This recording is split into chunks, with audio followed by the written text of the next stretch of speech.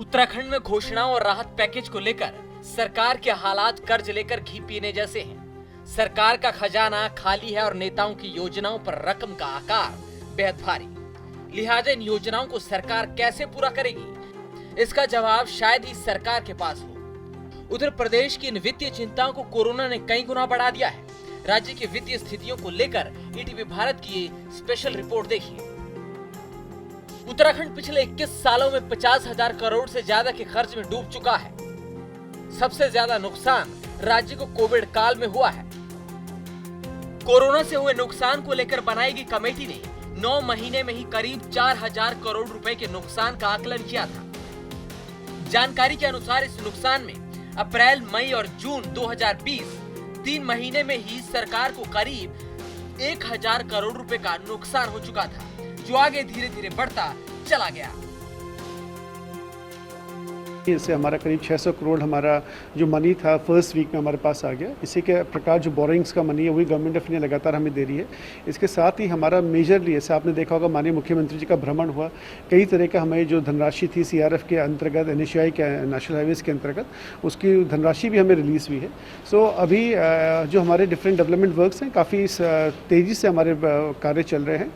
बीच में कोविड की दृष्टि का जब अप्रैल मई में थोड़ा सा हमारा रेवेन्यू लॉस हुआ था, जो मैंने आपको लास्ट टाइम बताया था, करीब 1200 से 1400 करोड़ के आसपास हमारा रेवेन्यू लॉस था।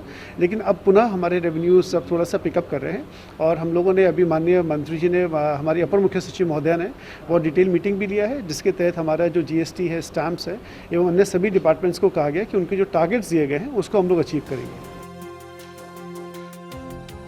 अब हालात ये है कि राज्य में लिए गए कर्ज का ब्याज चुकाने के लिए भी कर्ज लिया जा रहा है। चिंता की बात यह है कि खराब होती स्थितियों के चलते भविष्य में न केवल विकास योजनाओं पर खतरा मंडराने लगा है, बल्कि कर्मचारियों की तनख्वाह देने के भी लाले पड़ सकते हैं। बहरहाल उत्तराखंड सरकार केंद्रीय योजनाओं के तहत प्रदेश में बजट लाने का प्रयास करने में जुटी है और उधार लेकर योजनाओं को चलाने की भी कोशिश कर रही है। उत्तराखंड की स्थिति पहले से आर्थिक रूप से ठीक नहीं है। आप केंद्र सरकार पर की दया पर निर्भर होते हैं, क्योंकि स्पेशल कैटेगरी स्टेट होता है।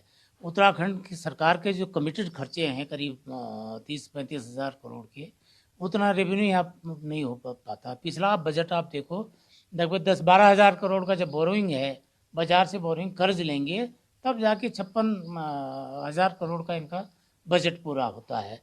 तो और आपका लगभग 6,000 करोड़ तो आपको ब्याज ही देना पड़ रहा है उस पर, और 10-12 हज़ार करोड़ आप हर साल उसका कर्ज ले रहे हैं।